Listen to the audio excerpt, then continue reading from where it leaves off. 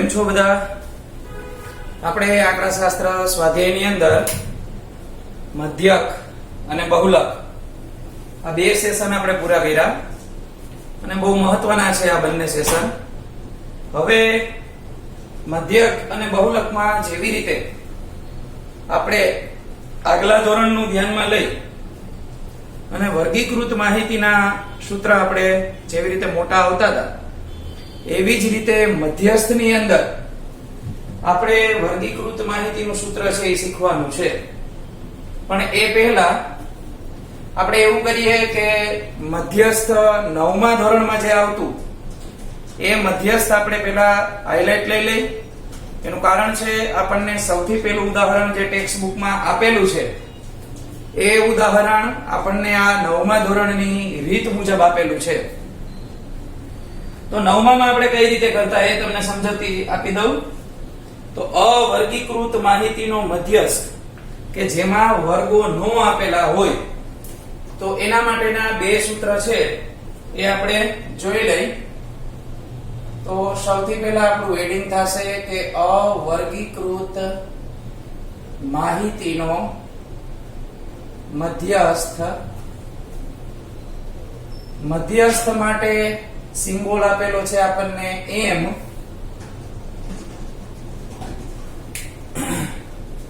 હવે આની અંદર આપણે સૂત્ર આવતું એની અંદર ખ્યાલ હોય તો તમને એકી સંખ્યા અને બેકી સંખ્યા જે અલ્પવિરામ કરીને આપણને રકમ આપવામાં આવતી હોય, જે પ્રાપ્તાંકો એટલે કે અવલોકનો આપવામાં આવતા હોય એમાં આપણે પહેલા નક્કી કરતા કે આ એકી સંખ્યામાં આપ્યા છે કે બેકી સંખ્યામાં આપ્યા છે. ત્યાર પછી આપણે એને ચડતા ક્રમમાં ગોઠવતા. ચડતા ક્રમમાં ગોઠવા પછી આપણે યુગ્મ એટલે કે બેકી સંખ્યા, અયુગ્મ એટલે એકી સંખ્યા કે બેમાંથી એક સૂત્ર આપણે સિલેક્ટ કરતા અને ત્યાર પછી દાખલામાં આગળ વધી શકાતું.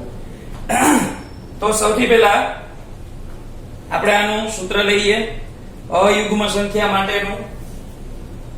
તો એના માટે આ રીતે થશે, જો અવલોકનો ની સંખ્યા એકી એટલે કે અયુગ્મ હોય ત્યારે તો મધ્યસ્થનું સૂત્ર આ રીતે થશે m બરાબર n+1/2 અવલોકન. આ રીતે આપણે સૂત્ર લેવાનું થાય. જેટલા આપણને n આપેલા હોય એ n મુજબ આપણે લેવાનું રહેશે.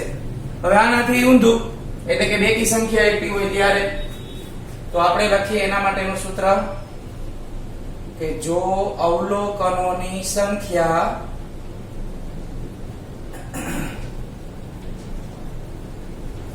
બેકી એટલે કે યુગ્મ હોય ત્યારે તો એના માટેનું સૂત્ર છે એ થોડુંક મોટું સૂત્ર છે એ આપણે લઈ લઈ. તો મધ્યસ્થ m બરાબર n/2 અવલોકન પ્લસ n/2 પ્લસ 1મું અવલોકન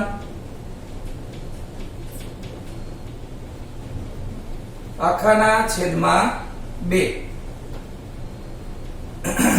આ રીતે આપણે 9th માં સૂત્ર આવતા કે જ્યારે માહિતી આપણને અવર્ગીકૃત આપેલી હોય.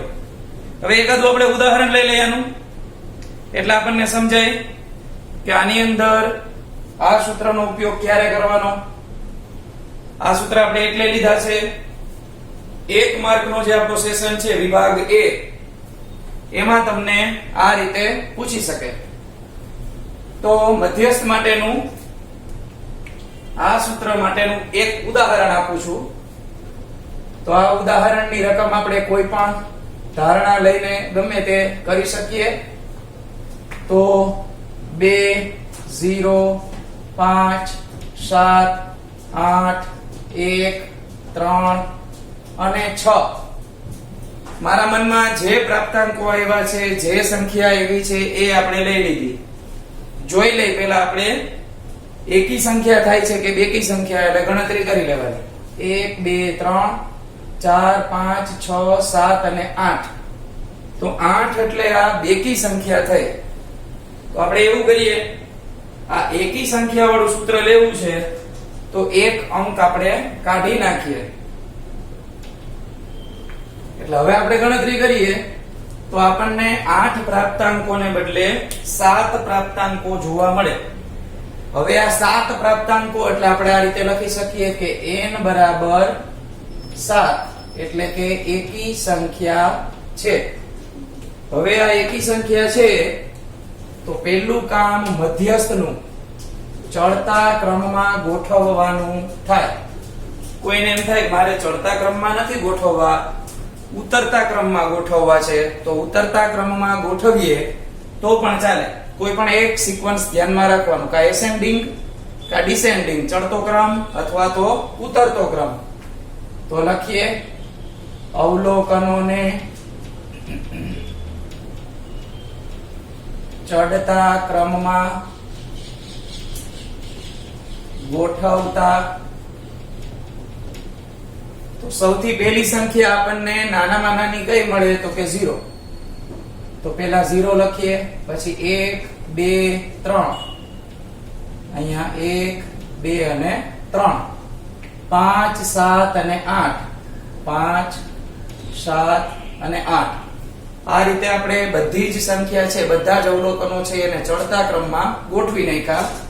એ કઈ રહી નથી જતા ની જોવાનું. 1 2 3 4 5 6 અને 7 પ્રાપ્તાંક થઈ ગયા. હવે એકી સંખ્યામાં આપણી પાસે n છે, એટલે આ પહેલું સૂત્ર આવે. તો મધ્યસ્થનું સૂત્ર લેવાનું કે ભાઈ મધ્યસ્થ m બરાબર n પ્લસ 1/2 મું અવલોકન. તો n એટલે કેટલા હતા તો કે 7. તો કે 7 પ્લસ 1 છેદમાં 2 મું અવલોકન. હવે 7 માં 1 આપણે ઉમેરીએ તો 8 બને. 8 ભાગ્યા 2 મું અવલોકન. 8 ભાગ્યા 2 કરીએ તો 4 મળે. એટલે 4 મું અવલોકન લખીએ, એના કરતા ચોથું અવલોકન લખીએ શબ્દમાં કે ભાઈ ચોથું અવલોકન. હવે જે ચડતા ક્રમમાં આપણે ગોઠવા હતા એમાં જોઈ લેવાનું કે ચોથા નંબર ઉપર કોણ છે. 1 2 3 અને 4. તો આ 3 આપ્યા, એ આપણો મધ્યસ્થ ગણાય. આ જવાબ આવ્યો.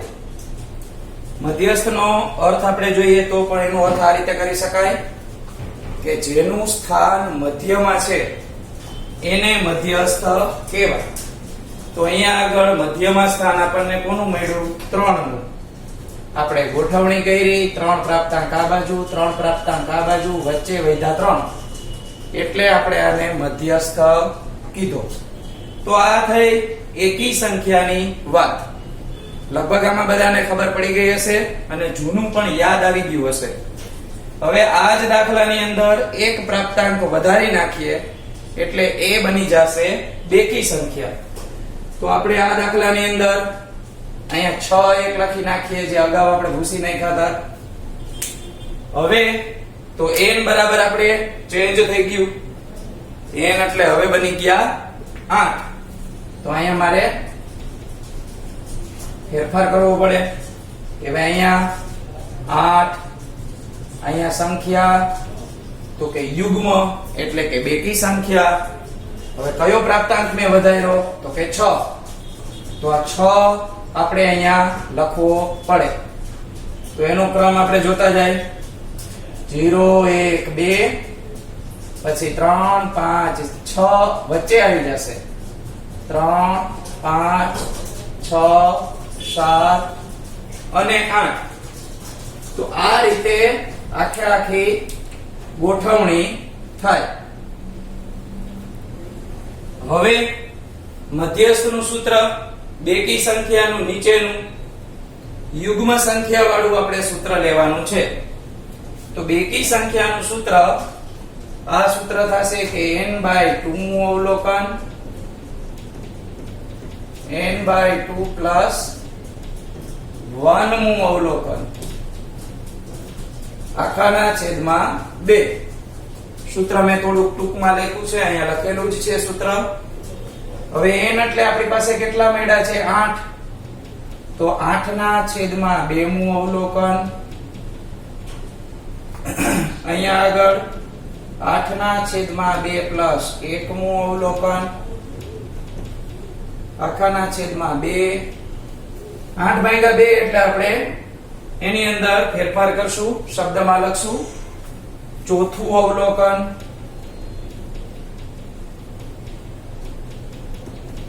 અહીંયા ચોથું થાય પણ એક ઉમેરીએ એટલે 5મું કહેવાય એને, એટલે ચોથું અને 5મું અવલોકન આખાના છેદમાં 2.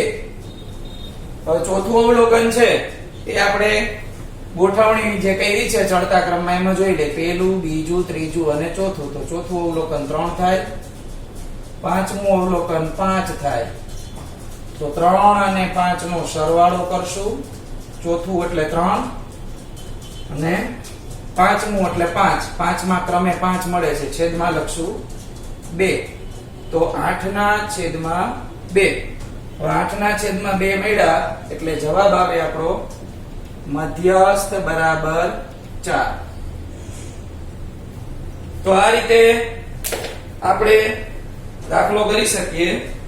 દાખલાની અંદર આપણે જોયું કે કેવી રીતે એકી સંખ્યા અને બેકી સંખ્યાનો જવાબ આવે તો આપણે લઈ શકીએ.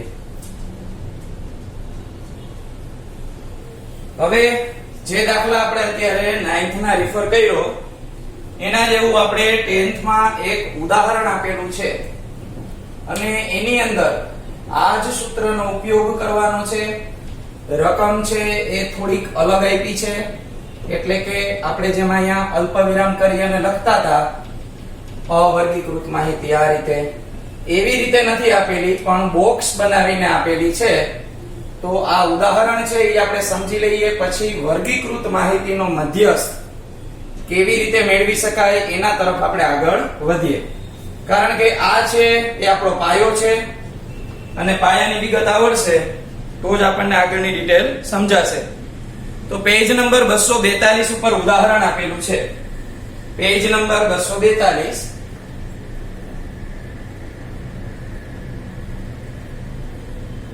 ઉદાહરણ આપેલું છે, એની વિગતો હું લખું છું. સૌથી ઉપર લખેલી છે મેળવેલા ગુણ અને વિદ્યાર્થીઓની સંખ્યા. તો મેળવેલા ગુણ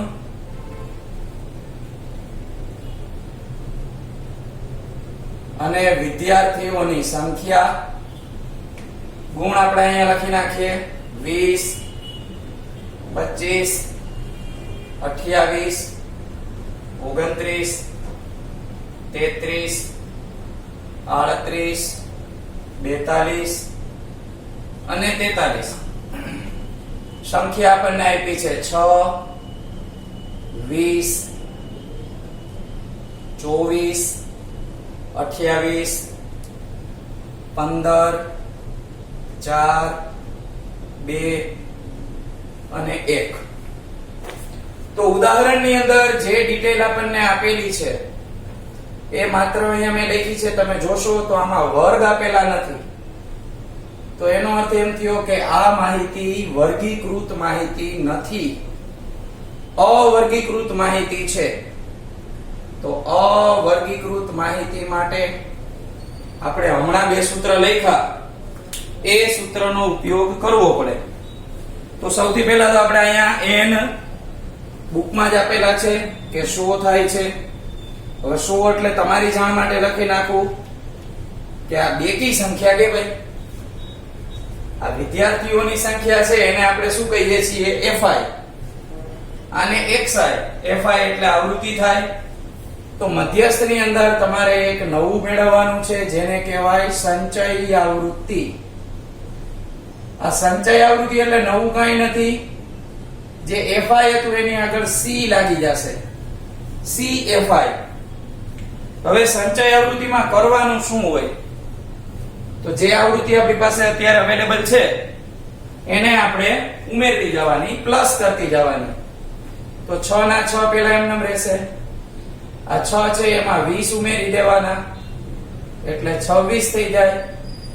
26 માં 24 ઉમેરી દઈએ એટલે આપણને મળી જાય 50. 50 આવ્યા એમાં 28 ઉમેરી દેવાના તો 78 મળશે. એમાં આપણે 15 ઉમેરી દેશું તો 93 મળશે. 93 માં 4 ઉમેરશું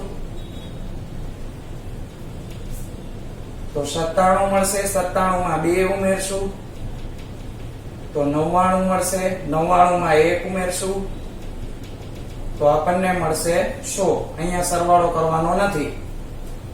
અહીંયા આગળ જે તમને મળે છે 100 અહીંયા છેલ્લે મળી જવા જોઈએ. દર વખતે યાદ રાખવાનું. આ બે રકમ છેલ્લે સરખી મેચ થાય તો આપણી ભૂલ નથી. હવે બેકી સંખ્યા છે તો બેકી સંખ્યાનું સૂત્ર શું હતું?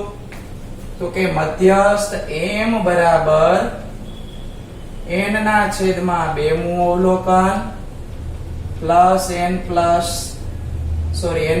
પ્લસ 1 મું અવલોકન છેદમાં 2. હવે અહીંયા n તમને કેટલા મળ્યા છે? તો કે 100 મળ્યા છે.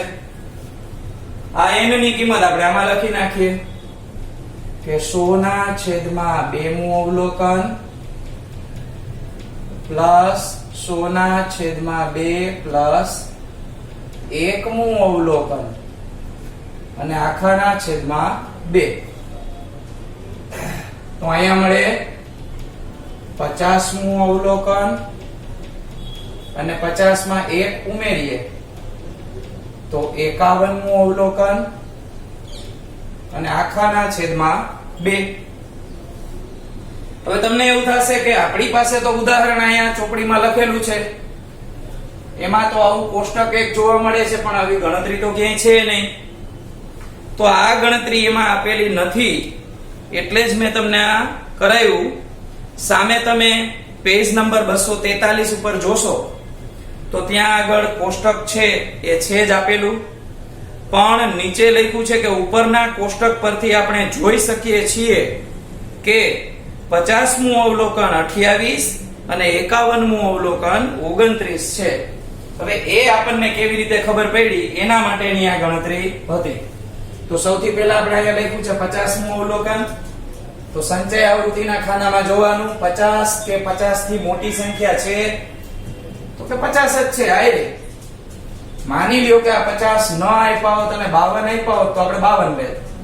અહીંયા કઈ સંખ્યા લેવાની? 50મું અવલોકન એટલે 50 લેવાની અથવા 50 થી મોટી. તો આ 50મું અવલોકન કહેવાય. એના પછીનું તરત છે એ 51મું કહેવાય. 78 જોવાના નથી. ક્રમિક 50 પછીની સંખ્યા તરત લઈ લેવાતા. બે ખાના આપણા માટે કામના. ચાલો આ બે ખાના કામના તેને આપણે હાઇલાઇટ કરી દઈએ. તો આ બે ખાના જે આપણે લીધા એમાં કયા બે પ્રાપ્તાંકો જોવા મળે છે? તો કે 28 અને 29. તો આની ડિટેલ આપણે આ રીતે વાંચી શકીએ કે ભાઈ 50મું અવલોકન કોણ? તો કે 28. એના પછી 51મું અવલોકન 29. છેદમાં લખશું 2. હવે 28 અને 29 નો સરવાળો કરીએ તો 57 મળે છેદમાં 2 અને 57 ના અડધા કરીએ તો 28.5 આપણને જવાબ મળે. હવે આ દાખલો કરાવવા પાછળનો હેતુ કહી દઉં. બોર્ડમાં આ દાખલો પૂછાયેલો છે એક વખત. એક જ દાખલો આપ્યો છે આખા ચેપ્ટરમાં, નથી ક્યાંય સ્વાધ્યાયમાં આપ્યો, માત્ર ઉદાહરણમાં. એમાં ઉદાહરણમાં ગણતરી પૂરી નથી, આપણે અહીં પૂરી ગણતરી સાથે શીખો. તો આ દાખલો છે એને એવોઇડ કરવા જેવો નથી, છે સહેલો, કઈ અઘરું નથી. તો આ દાખલો આખે આખો જોઈ લેવો અને રિફર કરી લેવો, એટલે પૂછાય તો માર્ક આપડા કપાય નહીં. તો આપણે ત્યાર પછીના જો સેશનમાં આગળ વધીએ તો હવે આપણે દાખલાની અંદર વર્ગીકૃત માહિતી તરફ આગળ વધશું. એનું સૂત્ર તમને હું નેક્સ્ટ લેક્ચરમાં આપી દઈશ.